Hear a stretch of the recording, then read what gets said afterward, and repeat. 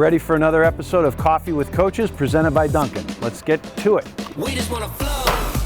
Hey, Coach. Hey, Coach, how you doing? Dunkin. Thank you. We just wanna flow. To the set, here we go. This is the school roll up, right? And come down. Flow, flow. We just wanna flow. Hi, welcome back to another edition of Coffee with Coaches presented by Dunkin. We're here in the old stomping grounds in the field house with head coach track and field, Beth Alford-Sullivan. Great to be with you. Thank you. Great to be here. It's nice being back in the old haunt. It doesn't look anything like it did when I was here as a student, but it looks a lot better and a lot cleaner. And I know it's your home exclusively. It didn't used to be that way. We'd have starters, pistols going off, and basketballs being passed, and footballs in a corner, and baseballs being hit on another side. So this is much better. Yeah, this history in this building is awesome. You know, it's fun to be in here every day. Someone walks in from back in the day that's like, oh, I played basketball or I played baseball, whatever, and they want to see the place. So, you know, it's home to all, and we're just very fortunate. It's all cleaned up and bright and shiny and new. Yeah, it sure is. Before we get going here, how do you take your Dunkin'? I take my Dunkin' iced. This is a great iced coffee. It's really just a bold coffee with some cream. Keep it simple. Don't like all the extra. So there you go. Nice and strong. Wakes you up, gets you going. All right, Coach.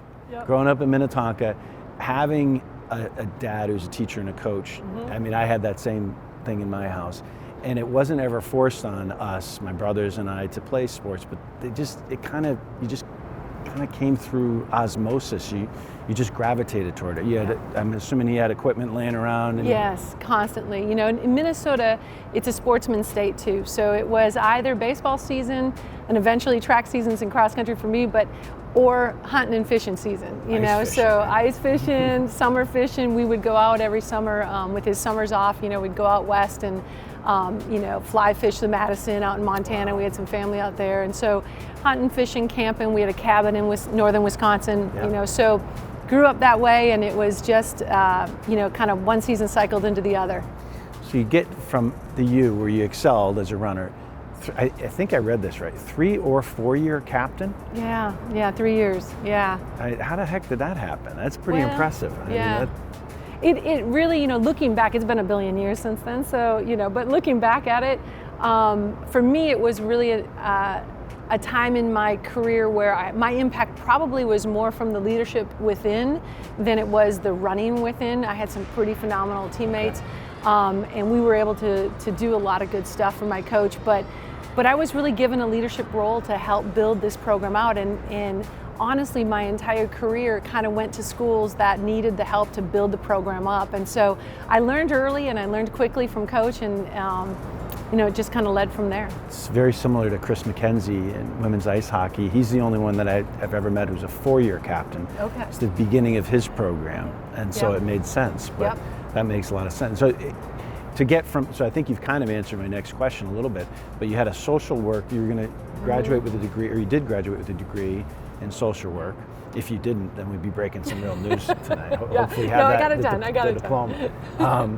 But you get that degree, and then how do you get from there to, all right, instead of a career in social work, some might debate that we do have careers in social work today. How do you get to the first stop, I think, is in Missouri, right?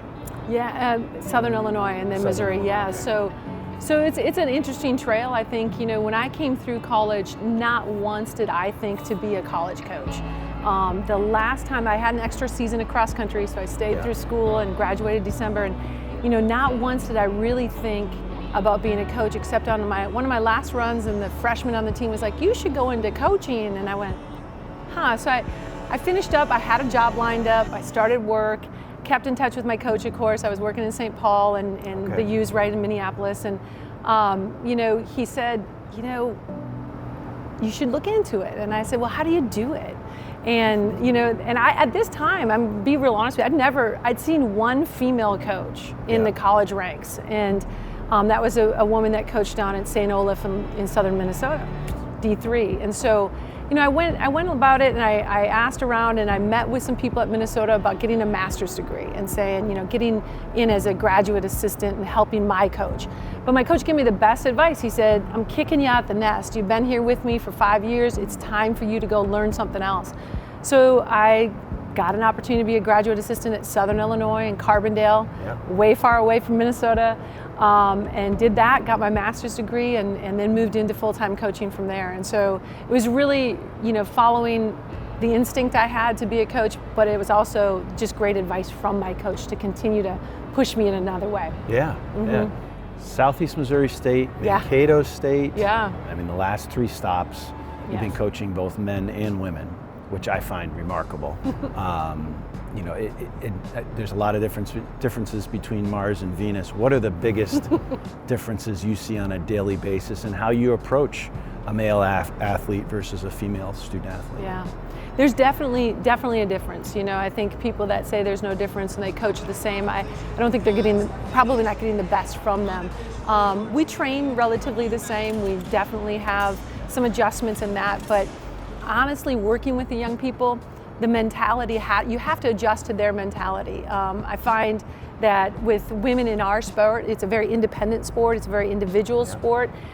They come out at a high level not really having a lot of team experience. They didn't do other team sports for the majority of them. They haven't had that real sense of, for each other. So there's a lot of teaching about being team members. On the guys, they're living the dream, being on a college team and being able to represent a school. They've played a lot of other sports. They know what team energy is.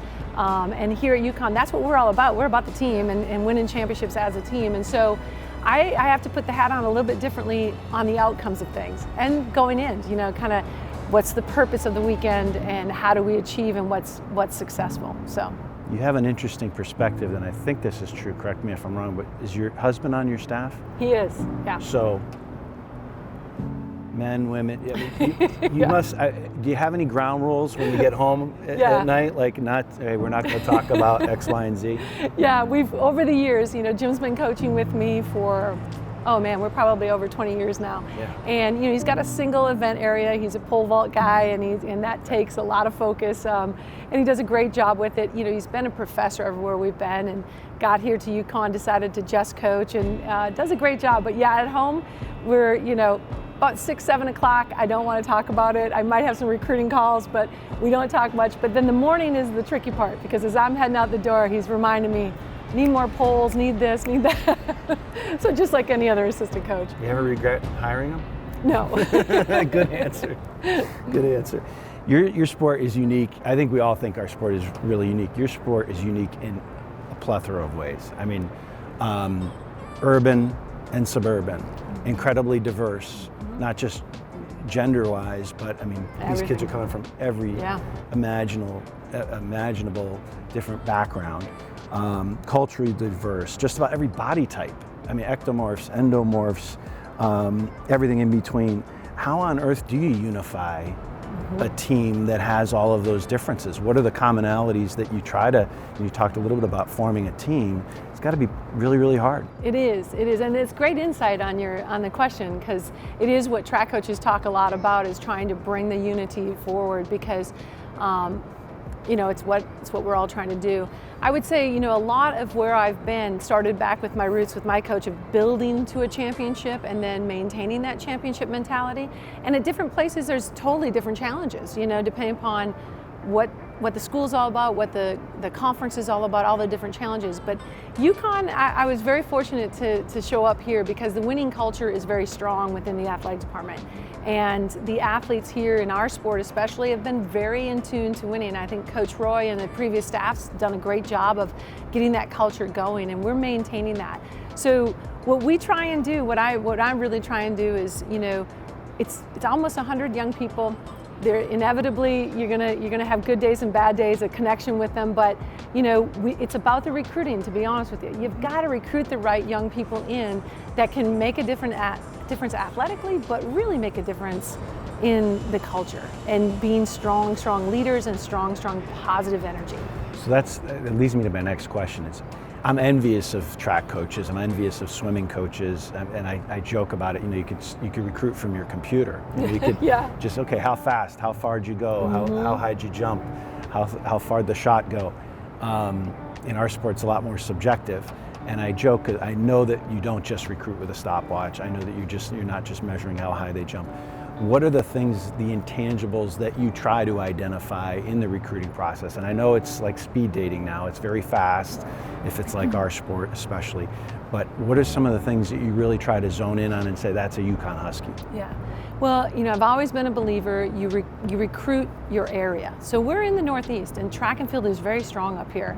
We can pull from the southeastern seaboard all the way up, and then of course up here in a little bit of the colder section, we've got some really good indoor track going on. So for us, this is going to be somewhat of a regional thing, but we've also gone international. So we're kind of a combination of things. What I'm looking for is a strong connection to this university. There's an academic side to this that is very important to us. And so our young people have to have a connection to want to be at UConn above and beyond just track and field and running fast or throwing far.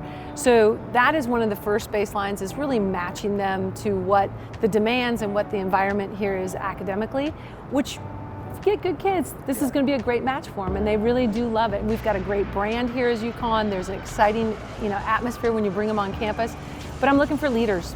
You know, my pitch in recruiting is scholars, champions, and leaders. And I really believe that in the high school ranks, you've got to dig for those kids that not only run fast, but they can step in and handle the responsibilities of being great leaders for a team too. Give the audience an idea about the length and breadth of your seasons, plural, because I think, you start in August, and when's Eugene? I mean, that's summer. Middle of June. Yeah, middle of June. So yeah, we start cross country in the fall and about the middle of August. That rolls up until indoor season starts with December 1st. December 1st all the way through to March. Middle of March is when the national championships are, and then from middle of March to the middle of June is the outdoor championships. So we go all year long, and our young people, really stay on task for the full 9 months. It's a long time, long season. It is. The longest, I think, in NCAA sports, got to be. Nobody's longer than that. I think so. It's tough. Yeah. We're sitting now in the Greer Field House, probably the most recognizable athletic facility to 80 years worth of, almost 80 years worth of UConn graduates. Tell us a little bit about the changes that have taken place since you've been here. It certainly still looks like the field house, but it looks bright and cheery and a heck of a lot better. Yeah. And I'll even add, smells a lot better in here too.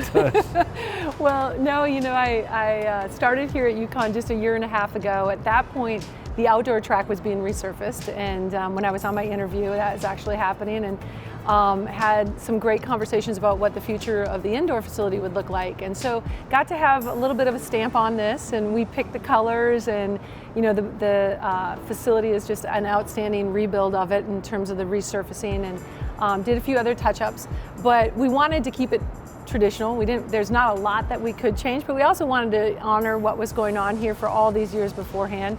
And so it feels the same, it has the same energy in here, I think, but it certainly is definitely a brand new feel to it. And our young people are super appreciative. Last one, you win a championship, and you've gotten that done a few times. So it's not that rare an occurrence, certainly UConn track and field, to win championships, but you never want to take them for granted. You got to celebrate them. Mm-hmm. You have a couple days off, maybe between seasons, maybe if you're lucky. And so where do you go? What do you and Jim do? You have a couple days to enjoy it. Yeah, we've been very fortunate. My husband's side of the family is up this way, and we actually bought a small beach cottage on the Rhode Island coast, and so we take off there whenever we can. So that sounds great. Yeah. Thanks so much, Coach. Thank you. That'll do it. That's another edition of Coffee with Coaches presented by Dunkin. We'll see you next time.